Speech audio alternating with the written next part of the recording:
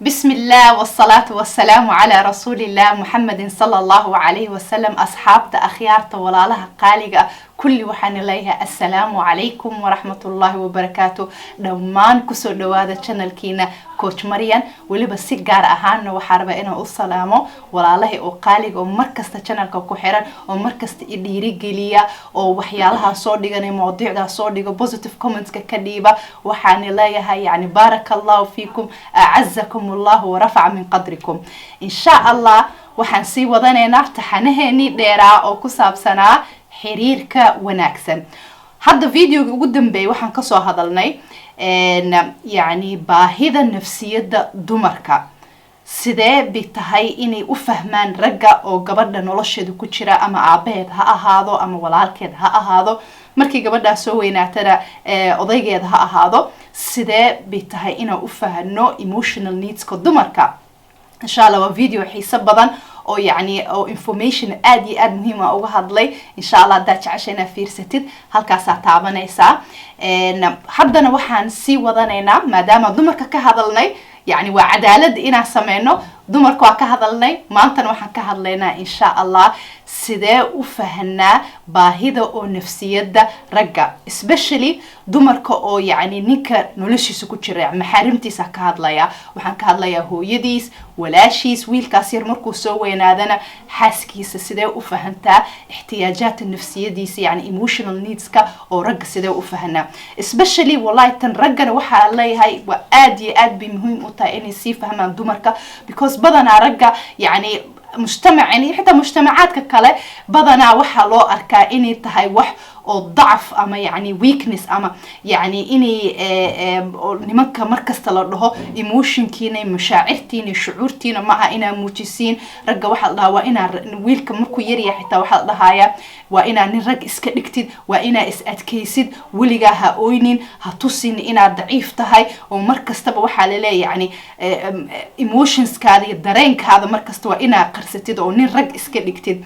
taasna maxay keenaysaa inay ragii badana ku adkaatay inay emotionskoodii inay ka hadlaan inay mashaacirtoodii shucuurtoodii nafsiyadoodii inay ka hadasho because sidii markasta loo dhahayo oo generation to generation markaas uu sii adkaatay yani inay fahmaan maxay tahay shucuurta maxay tahay dareenka muxuu yahay yani sidee baa emotion needskayga u fahmi karaa oo yani oo ugana hadli karaa way ku adag tahay ragga marka because of bi'adii ku nool yihiin iyo sidii wax loo soo baray iyo sidii loo koriyay. marka dumarka oo wiil kasta yar ku heraarsan especially laba qayb oo dumarkan ka hadlaya mid ugu horeyso waa hooyada tan labaadna yani qaybta labaad oo dumarka ay tahay inay aad u tixgeliyaan emotional needs ka raggana waa xaasaska gadaal baa uga soo noqon doona laakiin marka ugu horeysa waxaan leeyahay hooyo kaste mas'uuliyad weyn baa garbahaada saaran because wiilkaada yar maanta bari wuxuu noqon doonaa nin weyn buu noqonayaa dad dhan buu mas'uul ka noqonayaa insha Allah mustaqbal wanaagsan buu noqonayaa marka waa ina intuu yar yahay aad ka caawintid especially in child psychology waxa lagu leeyahay yani cilmi nafsiga oo ilmaha waxa lagu leeyahay 7 sano ugu horeysa ilmaha waa waqtiga ugu muhiimsan oo shakhsiyadoodii iyo dabeecadoodii iyo personalitygoodii oo yani ay dhismanayso marka saameyn weyn wuxuu ku leedahay ilmahaas yani nafsiyadooda markii soo weynaadaan oo adult noqdaan ee qof baaluq noqdo waxyaalo badan oo markuu yaraa ku dhacay ba yani way ka muuqan doontaa shakhsiyadiisa wayna saameyn doontaa dabeecadiisa iyo personalitygiisa marka taas maxay ku tusaysaa hooyada mas'uuliyad weyn inay garbaheeda saaran tahay in terms of ina wiilkaada ilmaha oo dhan laakiin especially wiilka ina fahano ina si wanaagsan oo yani just jirkiisii iyo caafimaadkiisii iyo tacliintiisii kaliya inaan ka shaqeyno sidee uu niyadiisa u dhisi karnaa sidee baa kalsoonidiisa u dhisi karnaa because waxaan u baahanahay insha Allah taala wiilasheena yaryar hadda maanta waa nimanka mustaqbalka wadi lahaa ونمانك ويعني دينتا iyo umada iyo wadamada insha Allah ta'ala nimankii wanaajin laha oo hogaamiyaasha u noqon laha marka leadership skills waxay ka bilaabataa in la dhiso min markii wiilashaas yar yihiin waliba in laga dhiso xagga qalbigooda iyo xagga mashaacirtooda iyo xagga yani kalsoonidooda iyo self esteem kooda in la sii dhisay u baahan yihiin marka mas'uuliyadaas marka ugu horeyso hooyadii saaran tahay hadhow ninkaas markuu soo weynaado wiilkaas markuu soo weynaado وين نقضنا أو حاس نقضه مسؤولية دلبات وحي كوريسا زوجة يعني إلهي عز وجل سيد القرآن كيس وشاقي سورة الروم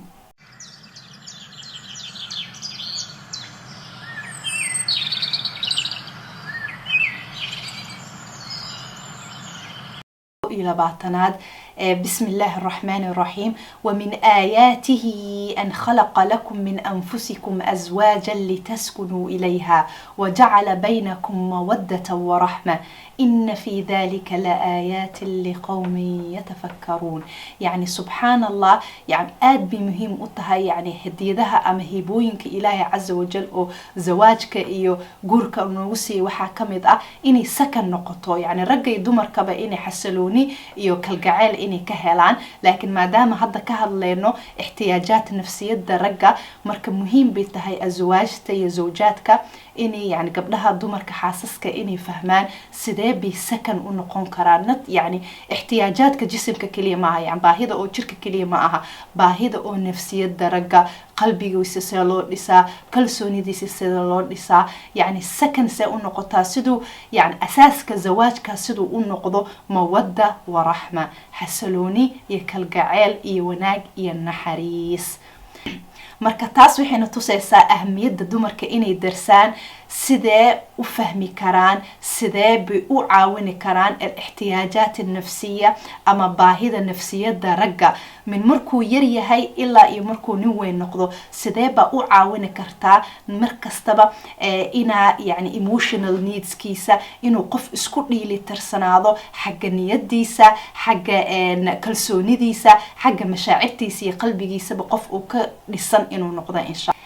فيديوغان إن شاء الله وحن كهاد لدونا صدح ذا أو باهي نفسية ذا رجع أد أو باهي صدح ذا باهي أو مهمسن رجع أو باهيين the top most important emotional need كو يعني أد أطها إني دمركا يعني أخواتي العزيزات الحبيبات وحربا قلن إنا سوق قادتين صفي عن مركورت إنا أفانتين هدونا نلشينا أكود بقدين مركز تسميسين يعني رجع نلشينا كتشرنا إنا تاس أد أو عاونتين أوكي على بركة الله تنقوه الرئيس maxay tahay baahida ugu muhiimsan oo nafsiyada ragga ay u baahan ama ragga ay u baahan maxay tahay tan u horeysa waxa waaye al-ihtiram wa taqdir ragga waxa ugu muhiimsan ee u baahan yihiin waa in la ixtiraamo waa in la qadariyo okay waa ogahay akhawaati alhabibat waxa dhii doontaan coach Marian maxaa ka wadaa taas because dadkoo dhan ibn aadanko dhan uu u baahan yahay in la ixtiraamo ibn aadanko dhan uu u baahan yahay in la qadaro waana ku saxsantihiin boqolkiiba boqol taas in fact yani ilaahi azza wa jalla wala qad karramna bani aadam ilaahi ibn aadanko dhan uu karaameeyay marka yar iyo weyn iyo sagiir iyo kabiir iyo qof weyn iyo qof yar iyo dadkoo dhan iyo ibn aadanko dhan waa muhiim in la ixtiraamo oo xuquuqdooda kamid yahay in la ixtiraamo in la qadariyo laakiin tana raba ina isla fahano oo yani ku saabsan mawduucan emotional needs ka ragga ah waxay tahay horta ina isla fahano ilaahi azza wa jalla asagoo ibn aadamko dhan khalqay laakiin marka ka hadalno nolosha qoyska ama nolosha yani xayaatada oo qoyska markaan ka hadalno ilaahi azza wa jalla mas'uuliyadda oo saaray ragga way ka duwan tahay mas'uuliyadda oo dumarka saaray maxaa ka wadnaa يعني آيات إلهي عز وجل سورة النساء وكلها الرجال قوامون على النساء بما فضل الله بعضهم على بعض محي كتوساساتاس يعني رجعنا وحلقة لقى إن النقضان قوام leadership إنه هجامية النقضة هجامية محن كوضع مسؤولية ده أو يعني بدنا قيسك مسؤولية ده نلاش قيسك يسارنته ورجع يعني مسؤولية دي maxaa la yiraahdaa cidaas iyo dhaqaalaheedii iyo wanaajinteedii iyo xitaa qaraaraadka ugu muhiimsan oo yani go'aamayaasha ugu muhiimsan yi gacantiisa saaran tahay yi maxaa la yiraahdaa loo saaray mas'uuliyadaas qaraaraadka ugu muhiimsan nolosha qoyska ragga loo saaray marka waxa muhiim ah ina fahano sidoo ninku u noqdo nin oo mas'uul ah oo mas'uuliyadiisana sida ugu fiican oo ugu wanaagsan oo uga soo baxayo waa inuu ka arkaa dumarka oo noloshiisa ku jirta maxarimtiisa ka hadlaya dumarka oo noloshiisa ku jiraan ama hooyadiisa ahaato ama walaashiisa ahaato ama xaaskiisa ahaato waa inuu ka arko qadarin iyo ixtiraam marka yani asad dumar ahaan ragga nolosheena ku jirta ixtiraam iyo taqdiir siino taas maxay siinaysaa waxay siinaysaa yani mas'uuliyadii ay lahaayeen ama mas'uuliyadii qabanayeen si oo kalsooni ah si ayagu niyadooda u dhisan tahay oo kalsoonidooda u dhisan tahay bay mas'uuliyadooda si fiican uga soo baxayaan marka waa muhiim in la tuso ragga in la ixtiraamayo iyo in la qadarinayo waa baahi aad iyo aad muhiim u ah maxaa waaye waxyaalaha oo marmarna yani because maskaxda dumarka iyo maskaxda ragga marmar waxyaalo psychologically iska mid ka ahaana jirta waxa kamid ah waxyaalaha oo marmar ragga tusa in la ixtiraameynin in la qadarineynin waa dumarka noloshooda ku jirta sidii ula hadlayaan sidii codkooda u qaadayaan sidii yani body language ka isticmaalayaan marka hadii arkaan inay codka la dheereenayo inay si oo ama maxaa liidid ahaan oo ama yani xoogaa yar la dhahayo adiga ma ku fiicnid taas adiga ma sameyn kartid taas oo niyad jabin ay ku jirto taas waxay tusaysaa ragga inay la ixtiraameynin iyo inay la qadarineynin especially waxaan rabaa inaan ka hadlo hooyooyinka markii yani wiilashooda yar ay la dhaqmayaan wiilashooda markii yar hadlo yani ayadoo tarbiyada oo nooc kasta xagga akhlaaqda xagga diinta xagga wax kasta xagga leadership skillskana ina ilmaheena ka caawino sidii hogaamiyo fiican u noqon lahaayeen sidoo ninkaas markuu weynaado wiilkaas yar markuu weynaado hogaamiye halkee ka baranaya hogaanimada waa inuu guriga dhexdiisa ka barto see uga baranaya bal horta waa ina mas'uuliyad u dhiibtid waxyaaluhu qabanayo qolkiisa cuntadiisa homeworkiisa waxyaalaha rabtid inuu guriga dhexdiisa ka caawino waxyaalaha rabtid inuu banaanka ka caawino waa ina ku abuurtid ku dhiirigelisid inuu yani house chores-kaas ama waxyaalaha rabtid inuu qabto inuu si fiican horta u qabto markuu si fiican u qabtana ina tustid ina praising u sameynaysid ina qadarinaysid ina ku ixtiraamaysid ina amaanaysid ina habbi ku tahay hawsha sidoo u qabta wiilkaas ina wax fiican inuu si fiican u qabta taas maxay ka caawinaysaa taas niyadiisii buu dhisaysaa taas kalsoonidiisii bay dhisaysaa kalsoonida inuu leader yahay inuu wixii hawsha loo qabtay oo ama hawshu qabto oo mas'uulka ka yahay wuxuu dareemayaa hool kasta oo qabto oo mas'uul ka yahay inuu si fiican u qabanayo inuu si fiican u wanaajinayo hadhoona markuu nin weyn noqdo guri furtana hawshina si fiican buu u qabanaya haddana waxaan ka hadlaynaa baahidii labaad oo nafsiyada ragga yani the second emotional need baahidaasna waxa u malaysaa subhanallah mid oo sometimes bulshada oo yani aada ugu baraarugsaneen oo dumarkeenana yani ahmiyad weyn la siinaynin oo la tixgelinaynin maxay tahay baahidaas emotional need kaas oo nafsiyada ragga waxa waaye ragga in la siiyo xurriyad iyo space xurriyada waxaan ka wadana wax kale kama wado yani sometimes إلهي عز وجل سيدو مسكحة رجع أخلقي يسيدو مسكحة دمرك أخلقي ويكل دوانتها دمر كان هدا كسو قاضي سيدو يعني بروسيس كمسكحة دينا هدي ارتقيني فكرة عصب اي كفكرتو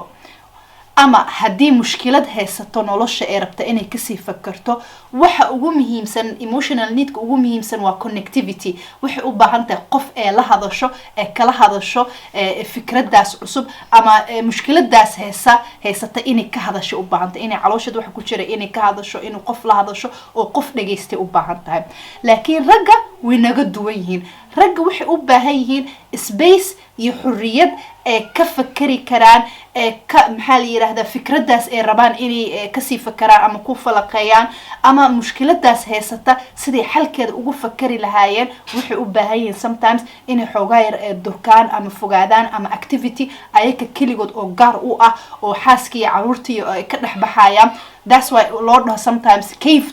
time حاول sometimes رجع وحي أبهاين وقت قار وأيك يو كلي قد إني نفتو دلتشوغا سدي وحيالها مسكح ذو كل حواريك سنة سيدي آد وغسي فكران that's why sometimes waxa arkaysa ama TV ayako daawanaya ama journal akhrisanaya yani waxa arkaysa inay akhrinayaan laakiin ma akhrinayaan maskaxdoodu meel kale ku maqan tahay waxyaalo kale ka fakarayaan because that's how they process wax activity way sameynayaan ama ciyaartii way ciyaarayaan ama programkii way daawanayaan laakiin maskaxdoodii waxay ku maqan tahay wax kale oo mushkiladii la xalin lahaa ama fikradii cusub ay ka fakarayaan marka that's why aad muhiim u tahay dumarka inay siiyaan waqti ragga inay maxaa la yiraahdaa yani me time kooda inay sameeyaan maanta dhan on the face inaad ahaanin oo maanta dhan sida wajigooda maanta dhan hor taagnaanin marta sometimes inaad siisid space kooda iyo waqtigooda kaligood naftooda la qaadanayaan taasna waa baahidii oo nafsiyada ragga labaad tii saddexaad ku soo hartay baahida oo nafsiyada ragga oo saddexaad waxa waaye inaad tustid inaad ku kalsoon tahay inay hooshooda qaban karaan yani you have to show them that you trust them haddaad u dirtid for example guriga tuuba ka jabtay oo biyaha la sameynayo ama nalbaa wax ka noqday oo adi hool adig u dirsatay inuu ku sameeyo inaad tustid inaad boqolkiiba boqol ku kalsoon tahay inuu hooshaas qabanayo maxaasaas u dhahaya because sometimes yani waxay ka mid tahay emotional needs ka ragga haddii arkaan mas-uuliyadaas adig u dhiibtay ama hooshaasa dhahday ii qaba please yani waxaasa ma ii samayn kartaa waxaasa iga jaban ma ii hagaajin kartaa ama waxaasa naga dhiman ma noo keeni kartaa markaad dhehaysid haddii kaa dareemaan inaad tarasgaraynaynin ama inaad ku kalsooneen oo maanta o dhan yani criticize ku jirtid oo maanta o dhan yani dhaliilaysid hooshoodii waxqabadkoodii aad dhaliilaysid waxyaalihii sameeyaan aad maxaa la yiraahdaa mar kastaba comment oo negative aad ka keenaysid taas waxay tusaysaa yani maskaxdooda waxay u sheegaysaa you are not good enough يعني من مسؤول في عمته وحقبت في عن مليه بتاسين يسا مركز يعني وحاس نيجاتيف كاسا دريما يعني تاسنا وحي كان يسا كلسوني دودي يعني نيد دودي بإني هوس ودعضو marka waxa muhiim ah dumarka inay fahmaan ina wax kastaba inaad ku kalsoon tahay inaad tarasgareynaysid inaad mar kastaba aad ku faraxsan tahay aad proud ku tahay hawsha oo maxaa la yiraahdaa hooyada for example wiilkeeda yar hawsha u qabanayo ina markasta inaad tustid inaad ku kalsoon tahay inuu ka soo bixi karo inuu nin rag oo hawshaas qaban kara inuu yahay xaaskana kadalika ayadana inay fahansanaato inay markasta ku dhiirigeliso oo for example hadduu ciyaalka qaxeeyo camal sometimes hooyooyinka qaarkood ama xaasaska qaarkood intay wacaan ciyaalkii ma kala lumeen si fiican ugu jeedaa jidka si fiican u gooya waxa si fiican u sameey maanta dhan yani wixii ku jirta controlling iyo maanta dhan daba socota hooshi asaga u dirtay maanta dhan daba socota marka taasna waa mid oo ku abuuraysa kalsooni darre oo yani nafsiyada ragga ay tahay inay dumarka iska ilaaliyaan dhacaysa marka markastaba inaan tusno ragga especially hooyooyinka inay wiilashooda tusaan because waxa waa wax nafsiyad oo muhiim ah oo hoos ilmaha markay yar yihiin aad looga dhisay inay tahay they are good enough aad bay ugu faraxsan tahay waana tarasgareyn kartaa waana hoosh inuu si fiican u qaban karo kalsooni weyn baad ku haysaa يعني أكو قبتها إنه هوش صفي عن أقوى كرو تاسوحي يعني زيادة نيسا كلسوني دودا فرحة دودا يو إني وحنا تعلنا إني مركز تقعاوران وحكو قبتان بكوس وحي أركايا إني هبي كاردي جايان مركا that's very important emotional need أما يعني نفسية الرجال بيقول باهين تاس إنا مركز تستد إنا تكو كلسون تهاي إنا يعني كفرح سنت هاي qabadkooda iyo wanaagooda xitaa haddii 50% tahay xitaa wax qabashadooda still inaad appreciation inaad siinaysid inaad ixtiraamaysid inaad qadarinaysid wax kasta ay kuu qabanayaan sagiiratan aw kabiiratan ha ahaatee inaad markasta aad yacni aad ugu faraxsan tahay aad u qadarinaysid waa emotional needska saddexda emotional needska oo ragga u baahanayeen waa taas marka waxaa muhiim ah intaa insha allah oo aan soo dhammayn videogan inaan fahano because waxa arkaysa marmar su'aal baa ku imaanaysa ku dhahaysa I tried my best يعني واتراجري emotional needs ka ama ragga ha ahaato ama dumarka ha ahaato ina aniga markasta caawino ilmahayga ama hadii lamaanayn ina xaaskayga caawino ina odaygayga caawino wاتراجري my best lakin it's not happening ama maxaleeda wax oo miro oo muuqda ma ka helayo taasna waxaan rabaa inaan kula socodsiyo horta ibni aadanka sidiisaba markii imaato baahida nafsiyada ah labay u kala baxaan qof oo already emotionally mature ah oo settled ah emotionally mature waxa ka wada qof oo la tacaaleyn kara tasarrufaadkiisa shucuurtiisa yaqaana haduu xanaaqiisa oo yani ila xad oo fog oo gaareenin oo ka soo noqon kara haduu yani anything oo dibdhac oo lifekiisa ama hadii yani wax oo lifekiisa failure haduu ku dhaco ama wax sidoo jecla niyad jab hadii ku dhacdan ka wada niyad jab hadii ku dhacdo oo ka soo noqon kara oo ka soo kaban kara qalbigiisa ka soo kaban kara oo noloshiisa hore u sii socon karo qofkaas camal waxa la dhahaa emotionally mature person waa qof oo yani nafsiyadiisi iyo shucuurtiisaba xakameyn kara especially markii shucuuriyada oo yani strong feelings ka ama anger ka ah ama depression ka ah ama disappointment ka yani ila xad uu iskabi kara uu sacaawini kara qofkaas markasta adiga yani waa qof already koobkiisi halfway buuxo ama si fiican u buuxo marka waa caawini kartaa qofkaas camal waxa ku soo haray nooci labaad waxa waaye qof oo emotionally immature ah yani koobkiisa 5% xitaa ma aha 1% ma aha 0 buu sii aaday qof waxa waaye oo lacking inuu yani xakameynta shucuurtiisa xakameynta xanaaqiisa xakameynta yani hadii any niyad jab hadii ku imaato wixii ku qaadanaysa waqti badan inuu ka soo noqdo adduunka dhan si negative buu maanta dhan u arkay qofkaas camal si kasta u caawintid yani asaga bi ku xiran tahay waliba dadkaas camal waxa lagu leeyahay qaarkoodna waxay u qaybsamaan dad oo growth mindset leh yani aniga koobkayga ma buuxo emotional needs badana u baahanahay laakiin still waan baranayaa waan jecelahay inaan nolosheeda horumar ka sii gaaro waan jecelahay inaan barto sidee u xakameyn karaa xanaaqayga sidee u xakameyn karaa hadii niyad jab igu imaato sidee ba bounce back uga sameyn karaa sidee ba uga soo bixi karaa mushkilad kasta nolosheeda ku soo socota ama qabsata sidee uga bixi karaa dhib kasta aan ku jiro sidee uga bixi karaa dadkaas camal waxa la dhahaa growth mindset bileeyin yani waa dad oo markasta yani focus ka saaraya sidee buu u sii fiicnaan karaa yani emotional needs kooda settle ma aha ma xakameysna laakiin waxay taageerayaan inay si wanaagsanaadaan nooca kale emotional needs kiisa waa 0 koobkiisa waa ever saaso tahayna ma kala jecla horumarna muu rabo wax kastan waa fixed mindset yani markasta caqabad buu wuxuu ka keenaya horumar kasta oo noloshiisa ku saabsan wax kasta oo sameeyana uu isla si fiican yahay qofkaas camal يعني sometimes personality disorder ama borderline personality disorder ku dhici kara marka taasna yani waxa ka qaban kartid adiga ma aha yani ibn aadankan kale oo sawiga ah wuxuu ka qaban karo malaha marka la yukallifu Allah nafsan illa wus'aha intaas baa ku ziyaadinaaye marka muhiim bay tahay ina markastaba ina fahano nafsiyada ragga sida uu caawini karnaa tan ugu horeyso waxa dhahnaa waa ixtiraam iyo qadarin ina markasta ixtiraan iyo qadarin ina la tuso ina yani ina markastaba mahadsan tahay iyo jazaakallahu khayran wax kasta oo qabto ina dhahdid tan labaadna ina yani sina space markastaba on his face ina ahaan sometimes yani in isagana yani uu ku sii xad gudbin marmar waqti oo healthy time iyo healthy distance inuu sameeyo like of course inuu markasta ka soo noqdo oo qoyskiisa dadkiisa familygiisa inuu dhex galo oo markastaba yani isolated inuu ahaan qof oo kali كنول كليجيس مركز أهاني مرك إنا نفسية داس أو يعني احتياج كاس نفسي جا وهو إن حرية للسيو إن مرمر سبيس للسيو أو يعني healthy boundaries أيضا كل حجرته تنصدحات وحنا لهنا إنا تستد إنا تكون كالصون تهاي وحقبت كيسة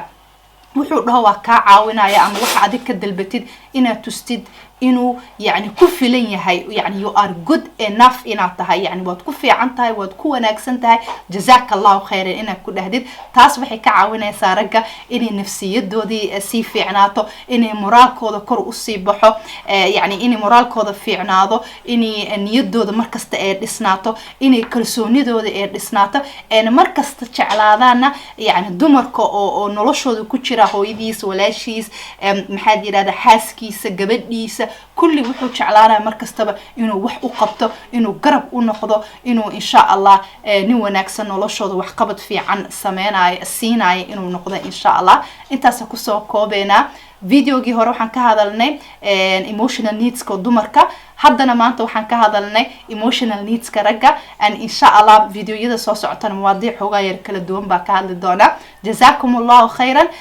khayr badan baa nii rajay barakallahu fiikum an insha Allah see you in next video باذن الله تعالى والسلام عليكم ورحمة الله وبركاته